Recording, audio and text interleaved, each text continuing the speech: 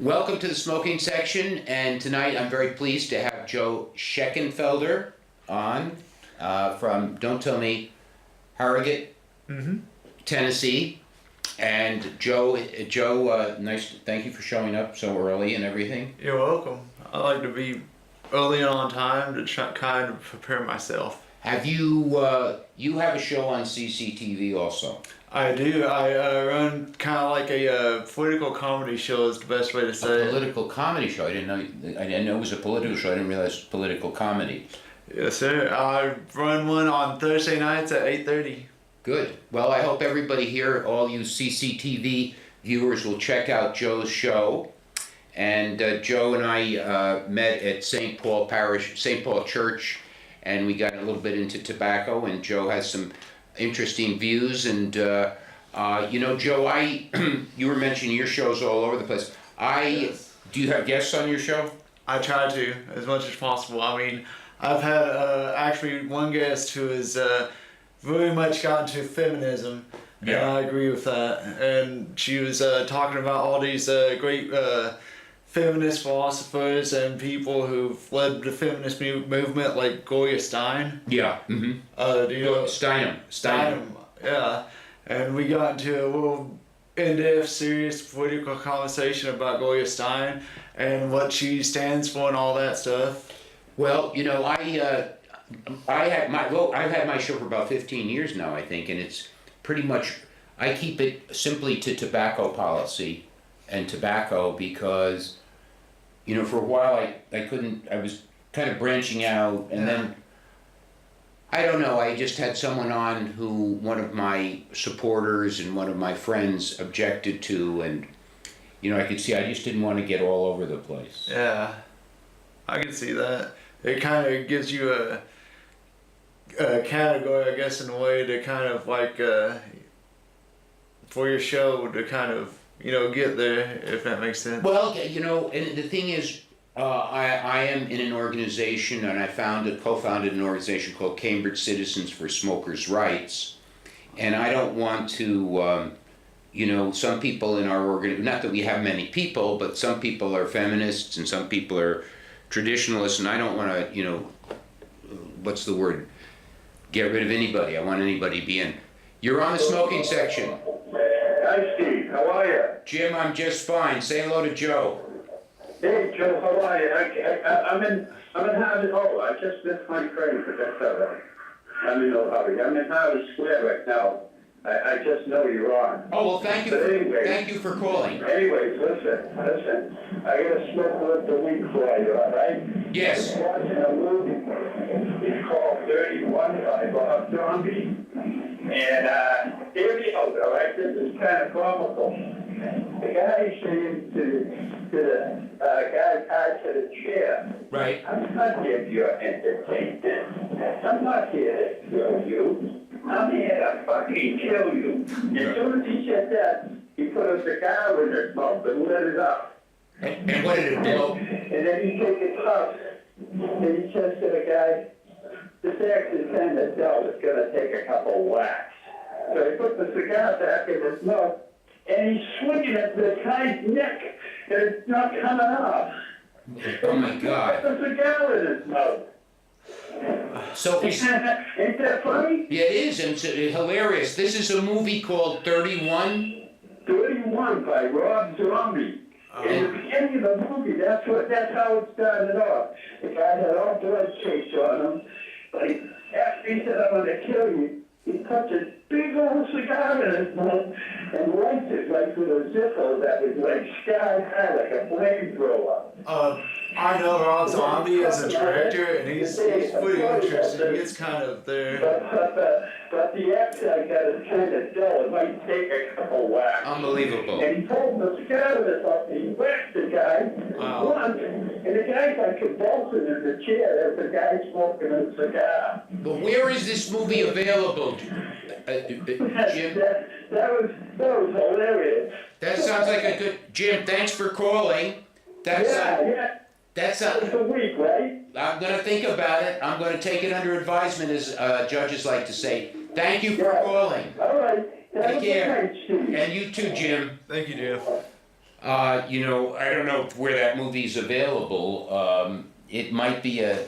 Did I hang up? No. Oh, that's you know. Thank you very much. You're welcome. I've seen you know, even 15 years work. I'm still not good with that.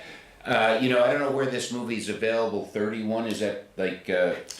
Is that available online or something like that? I think you could possibly find it online, but Rob Zombie as a director, he's more of what we was talking about earlier as a shock jock in a way. That's the way his films are. Like he went and you remember the original Halloween series? Yeah, somewhat, yes. He went back and we did Halloween, the first Halloween and second Halloween. Yeah. And it's basically the same movie, but he makes it more darker and gory. Even more darker and gory. Well, I mean, did these movies show in theaters, or is it? Yes. Because I haven't, certainly heard the name Rob Zombie, but, so anyway, you were from Harrogate, Tennessee, and Tennessee is, you know, is one of the 5 states in the Union that is very much, whose economy very much depends on tobacco, right? Yes.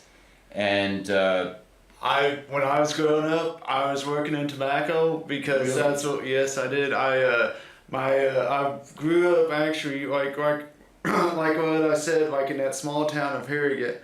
I seen the whole town just grow up from dirt roads to paved roads, and then like down the street, which is literally like 30 minutes away from my parents' house, was my grandmother's farm. is that right?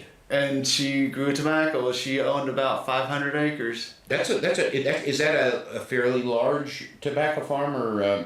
That's a very small tobacco farm. Really? Because an acre is basically big enough to put a regular sized house on. Yes. And so she just used like maybe 2 acres to grow tobacco on. Now, like a fairly large tobacco farm, which I've worked on, is you take like at least like the whole 500 acres and you grow nothing but tobacco on it. Okay, so she didn't grow tobacco on 500 acres. No. What are the circumstances right now of tobacco farmers in the vicinity of Harrogate, Tennessee? I can answer that question because I remember when the tobacco tax was racing up. It's pretty rough. I was growing up, you know, doing this farm work, and I very much did like agri-science and Future Farmers of America and 4-H. Yes. And as the tobacco tax went up, the farmers very much felt that because they knew that when they was harvesting the crops by like the summer, I want to say midsummer, they would go to a co-op and they would weigh it and they would trade the co-op for the money, and the co-op would sell on the open market. Yeah. So the tax hurt them, but Yeah. is tobacco growing, you know, still a viable business in the viable farming in the Harrogate area?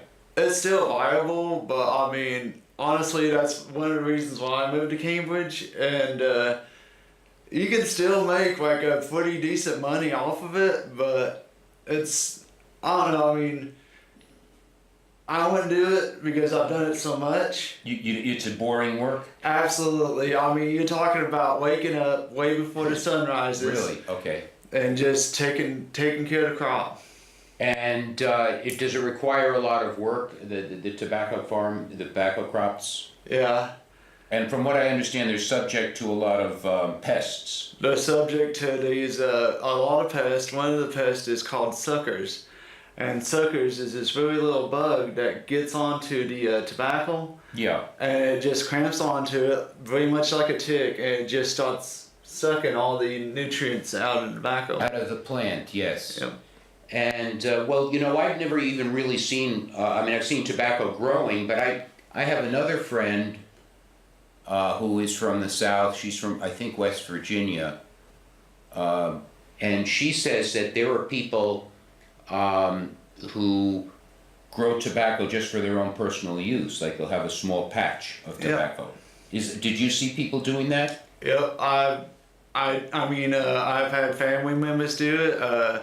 And there's also like, the way you grow tobacco, and there's also that stuff that was growing out in the wilderness called rabbit tobacco. Oh my gosh. I never heard of that. which is basically the same plant. It's just, it just grows wild. And yeah, well, I mean, there's different kinds of tobacco that have Latin names and so forth. Yeah. Nicotine rustica and a few different types. Now, if you grow tobacco for your own benefit, for your own use, I mean, then you have to dry it and do all kinds of things with it. Or you have to dry. How long does the drying process take? The drying process takes about a month, if not more, because after you like plant it, I remember like one of my uncles would start planting it around like a good time would be not December, a little bit after December, even though the ground's still cold, but there's still ways of keeping the ground warm. Mm-hmm. And you take the seed and just plant it, then try to keep the ground warm. And then maybe about March, you can start seeing it grow a little bit and sprout. And then maybe around, I want to say April or May, you'll have about a tobacco plant about yay tall, if you're lucky. And then after you plant it, after you hoe it, and after you make sure that, you cut it down, and then you take it back to your barn, you take it and you scrape it and you peel it and you get all the leaves off of it. You take it on and you take the leaves and you put on like this spike thing that has spikes. And it hangs. That hangs. And so throughout this whole process, you may start at like middle of December. Everything would be done sometime around September, if not October. Well, you know that Massachusetts has tobacco barns. Did you know that? I did not know that. Have you been have you been west of the Connecticut River here in Massachusetts? West of the Connecticut River, like, please explain to me. Well, I mean, I've lived in Massachusetts for almost 50 years, so, well, if you head west from Cambridge, you will come to Worcester. Yeah, Worcester. Okay. You can't head east unless you get a boat. Yeah. Okay. Okay. And you get to Worcester, and then you keep going about another hour, and you get to Springfield, which is about smack dab in the middle of the state. Okay. And the Connecticut River flows north and south. It kind of bisects the state of Massachusetts, and all along that river is an industry that's not terribly large, but it grows tobacco that's used for wrappers of cigars. Oh, I know what you're talking about now. I know Springfield, I through history books I've read and stuff like that, and through the fact that I used to hunt a lot when I was really? a lot. I mean, in Tennessee, there's this joke that you're born with a rifle in your hand. Yeah. Mm-hmm. And that's what me and my brothers would do on my grandmother's farm. We'd go out and hunt rabbits and deers. And there's actually a joke at the store I work at. They asked me the kind of animals I would hunt. I'd be like, yeah, I'd be walking around with my brothers hunting deer, or raccoon, or squirrel. So are you a good shot? I'm okay. Just okay. Well, and the reason Springfield is because of the Springfield Rifle Company. Absolutely. My first actual rifle that I owned was a bolt action Springfield. And do you still have? You still have some rifles, I assume. My mother still has my rifle. I haven't used it in about 10 years because after a while I just walked away from it. You got tired of hunting? I got tired of hunting, and to me, I've grown more passive against it. Yeah. Mm-hmm. Because to me, there's no point in hunting an animal. Well, I mean, if you're going to eat the animal or you're going to use the skin, Yeah. certainly, I go out and I eat a hamburger, and that's an animal that's been killed. So I think it would probably be more ethical, for example, if I went out and shot the animal. And ate it. Have you ever eaten raccoon? Yes, I have. Oh, really? Everybody where I work at always asks me what kind of animals, and I vet, hunting, and I've named them all for them. They're like, what does that taste like? And all wild animals basically kind of taste the same, but they Gamey, kind of exactly. gamey. Yeah. And it was raccoon, right? Yeah, I've eaten raccoon, but only once. Yeah. To me, raccoon and rabbit is kind of like tender meat when you're eating it. Well, it depends how it's cooked, how good the cook is. So, Joe, what I'm concerned about is like the United States and the early colonies depended on tobacco Oh yeah. and as a cash crop. And the American Indian taught the the early Europeans tobacco growing and tobacco chewing and tobacco smoking. Mm-hmm. And, without tobacco, there would be no United States. I understand that, and I agree with that point. I agree with that, line of thinking to a point. To me, it was definitely a cash crop. I mean, Queen Elizabeth sent thousands of boats over of colonists just to, cash in on the fertile farmland and to get all the riches they could from Native Americans. Yeah. But at one point, I agree that we would have a United States because a lot of people also came from the Puritan movement that that swept through Europe. And they had nothing against tobacco, the Puritans. From my understanding, they were, some people use the word Puritan to describe anti-smokers, and it always bothers me because the Puritans were not anti-tobacco. Oh, definitely not. And they were not anti-alcohol either, so. Mm-hmm. But you grew up smoking. You started smoking at a young age, I assume? Yeah, I mean, growing up, I grew up around I guess you can call it tobacco culture. Now that I've gotten older, I've kind of turned against that because I can see all the health risks involved. I've known family members and friends who've gotten lung cancer and have gotten these weird diseases associated with tobacco. My favorite one of my favorite Star Trek people was Leonard Nimoy. Right. He got I can't remember what it was called. It was some kind of respiratory infection for the years of smoking. Well, but the thing is, I'm a smokers' rights advocate, so I think tobacco, for me, for my life, as I've said many times to many people, without tobacco, which has helped me through a lot of rough patches in my life, and I think it's helped me concentrate, and I think it's always been a great pleasure even when I found it difficult to find pleasure in life. Oh. So to me, tobacco has been a tremendous benefit, I think. And, if, God forbid, I get some terrible disease, I still enjoyed, and I still think without tobacco, I don't know where I'd be. I see what you're saying, and yeah, I mean, I grew up, I grew sandwich, I grew up in tobacco culture, which when I was growing up, growing it, when I was playing football and sports, everybody had a thing of Skull. You know what Skull Oh is? yeah, sure. Skull. I don't know Skull. I use something called snus, but what is Skull exactly?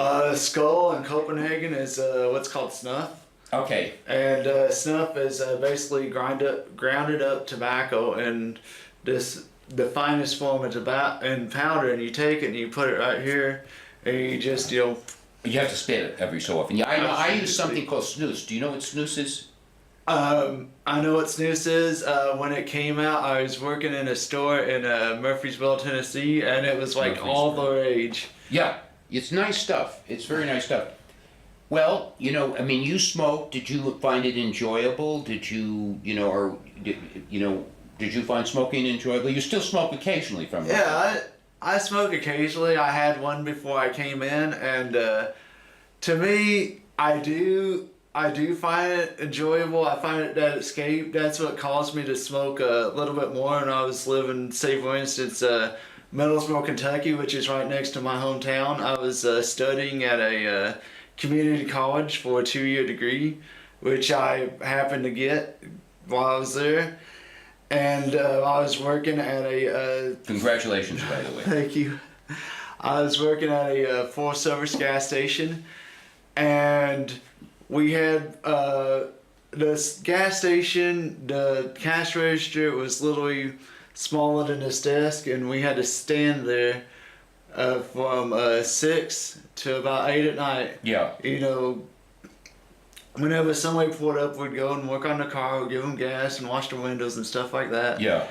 And then I would come back and I would, light one up, because at the time we was allowed to smoke inside the facility. Yes. And I'd light one up and start reading in a book.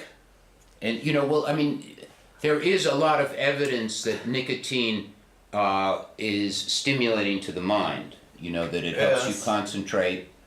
I find reading and smoking are, I know people who like they quit smoking and they lost their interest in reading. Yeah.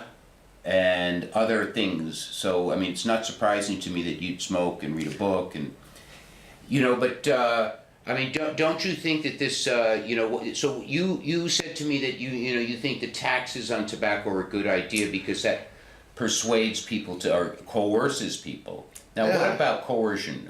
What do you think about the use of coercion, even for things that are supposedly good for you, or to stop you from doing things that are bad for you? Do you think this is a legitimate form of taxation?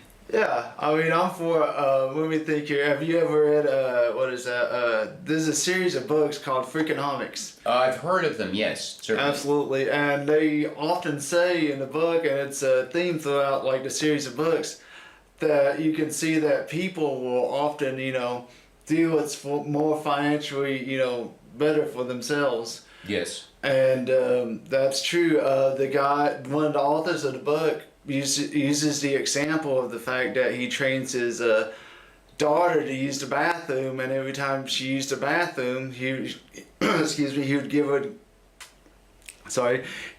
an M&M. Yes. And then it turned out that the young lady started using the bathroom even when she doesn't have to use the bathroom just to get the M&M. Oh, I see. Yeah. So what does that to do with tobacco taxes? My idea is that, I believe tobacco taxes are supposed to be to pay the government's bills. Mm-hmm. I don't think the government should use taxes to penalize people for behavior that the government does not approve of. I don't think that's a good relationship, especially in the United States, where we are talking about where the government is to serve the people, not the people to serve the government. So why is it that you think these coercive and punitive taxes are a good thing?